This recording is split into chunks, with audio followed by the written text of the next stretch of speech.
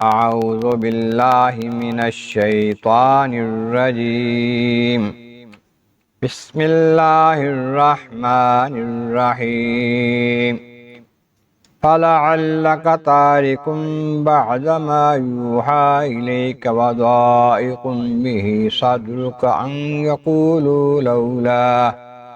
أن يقولوا لولا أنزل عليه كنز أو جاء معه ملك إنما أنت نذير والله على كل شيء وكيل أم يقولون افتراه قل فاتوا بعشر صور مثله مفتريات وادعوا من استطعتم من دون الله إن كنتم صادقين صدق اللہ العظیم۔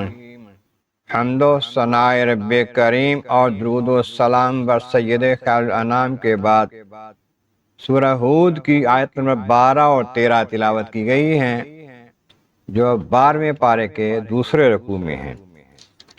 اس سے پہلی آیتوں میں فرمایا گیا اگر ہم انسان کو رحمت کا مزہ چکھاتے ہیں پھر وہ رحمت اس سے جب چھین لیتے ہیں تو بڑا نا امید نا شکرہ ہو جاتا ہے، اور اگر ہم اسے نعمت کا مزہ دیں اس مصیبت کے بعد جو اسے پہنچی تو پھر کہنے لگتا ہے کہ یہ برائیاں مجھ سے دور ہو گئی ہیں، خود بخود ہی اللہ کو بھول جاتا ہے، پھر بڑا خوش ہوتا ہے، بڑا بڑائیاں مارتا ہے۔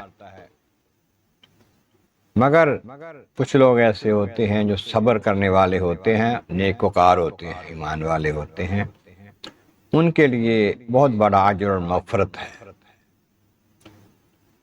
تنگی میں بھی خوشحالی میں بھی اللہ کو یاد رکھتے ہیں۔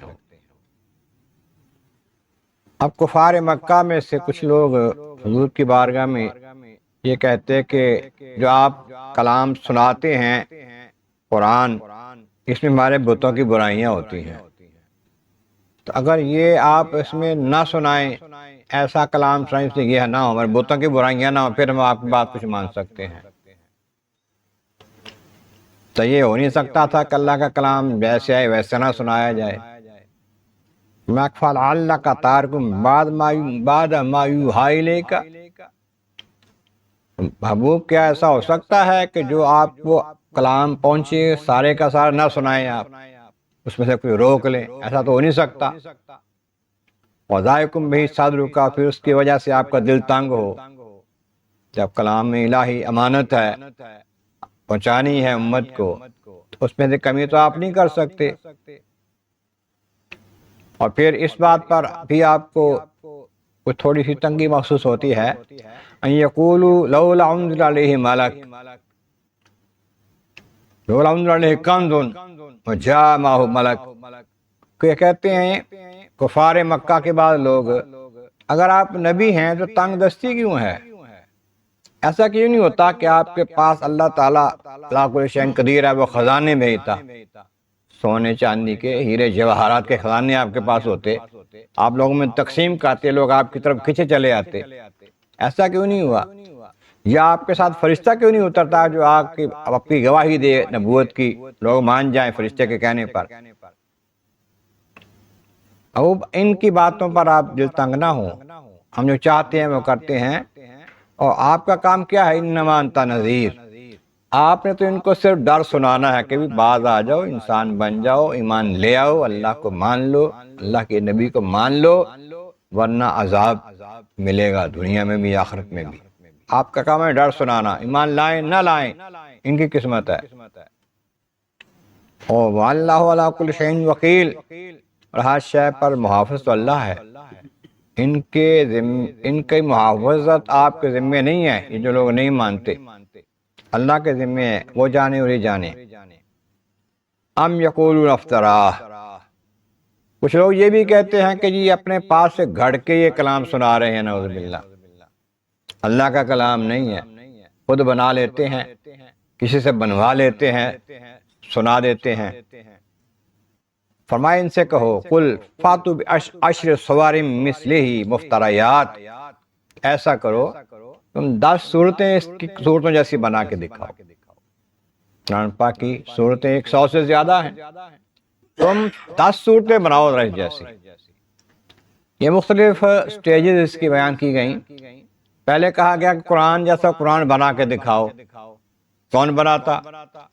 پھر کہا اچھا تم بڑے بڑے عالم ہو، بڑے بڑے فصیح ہو، بلیغ لوگ تمہارے اندر خطبہ لکھنے والے بولنے والے ہیں، تو ایسا کرو 10 صورتیں بنا کے دکھاؤ. نہ ہو سکا، نہ ہو سکے گا. پھر کہا اچھا ایک صورت ہی بنا کے دکھاؤ، اور ساتھ یہ بھی کہہ دیا کہ وَعْدُوا مَنِ اسْتَطَعْتُم مِّن دُونِ اللَّهِ إِن كُنتُم صَادِقِينَ.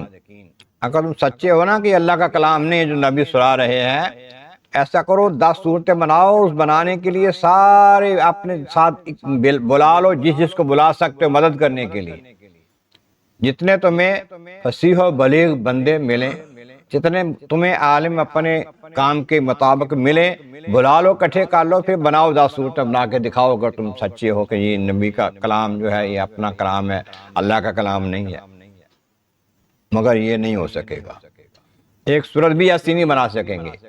اللہ تعالیٰ کی جو مخلوق ہے اس جیسا اور کوئی نہیں بنا سکتا. یہ مچھر مکھی جو ہے، جگنو ہے، ایسی چیزیں نہیں بنا سکتے. کہ بڑی بڑی چیزیں بنائی ہیں جو مصنوع ان کی ہیں، لیکن جو اللہ کی مصنوع چیز ہے، اللہ تعالیٰ کا جو طرف سے چیز آئی ہے، اس جیسی نہیں بنا سکتے. تو اس کے بعد آگے میں بات آتا ہے کہ اگر نہیں بنائیں گے تو پھر کیا کہنا ہے. اللہ تبارک و تعالیٰ بارک عالم اعظم اللہ کریم محبوب کریم کا صدقہ قرآن کریم کا فہم اور اعمال صالح نصیب فرما. آخر دعوانا الحمد للہ رب العالمین.